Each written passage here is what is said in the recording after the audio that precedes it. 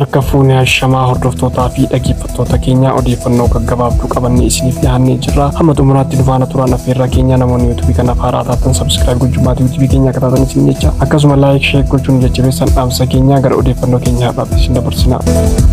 Mootummaan Itoophiyaa naasuu tokko malee manneen hawaasa nagaa irraa gubuu fi saamicha qabeenyaa daran hammeessee jiraachuun jiraattonni taateewwan kun irratti raawwatame dubbatan. Waraanni mootummaa Itoophiyaa uummata nagaa hidhuu ajjeesuu qabeenya hawaasaa saamuu fi ibiddaan barbadeessuun gochaa addaa hojjechuu fi safuu uummataa cabsuun bartee itti ta'ee jira. Haaluma kanaan waxabajjii 17 bara 2024 godina Arsii Lixaa aanaa Shirkaa Gandaree Jiiraphisaa iddoo addaa Galmaa jedhamu keessatti badii tokko malee manneen namoota afurii gubuun dhagahame. Namoonni manneen isaanii jalaa gubate keessaa Jibriil Haajii Adam, Husee Sulxii, Mahammad Ajji Amaanii fi Jamaal kan jedhamanidha. Namootni kunniin mana qofa irraa gubanii osoo hin taane qabeenya isaanii guutuu gubuun wantoota akka beelladaa ammoo jalaa oofachuun maatii isaanii haala yaaddessaa keessa akka galchan godhanii jiru.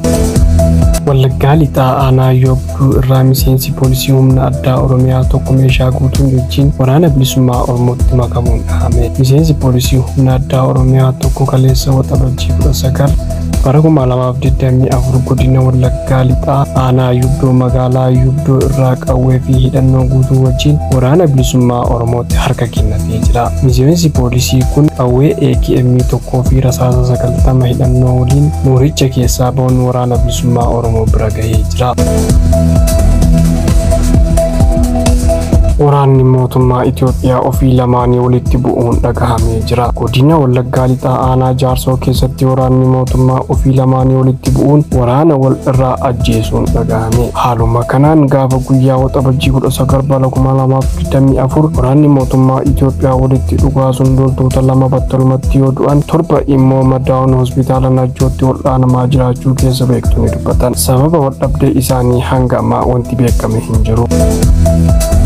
Mootummaan Itoophiyaa uummata Oromoo saamuu mana irratti gubuun ajjeesuun akkasuma hidhuun itti fufee jira. Godina Arsii Lixaa aanaa Doddotaatti waraanni mootummaa Itoophiyaa fi kaadireen gandaa isin deeggartoota waraana bilisummaa Oromooti jedhuun mana uummata nagaa gubaa oolanii jiru. Waraanni mootummaa Itoophiyaa kan naannoo kana bobba'ee jiru mana guba qofa osoo hin taane saamicha qabeenyaa fi gudeeddii dubartoota irratti akka raawwataa jiru jiraattonni aanichaa dubbatan. Akka jiraattonni kunniin jedhanitti waraanni mootummaa gochaa kanniisaan duratti raawwataa jiruun akka baanee galuu dhabne jedhan.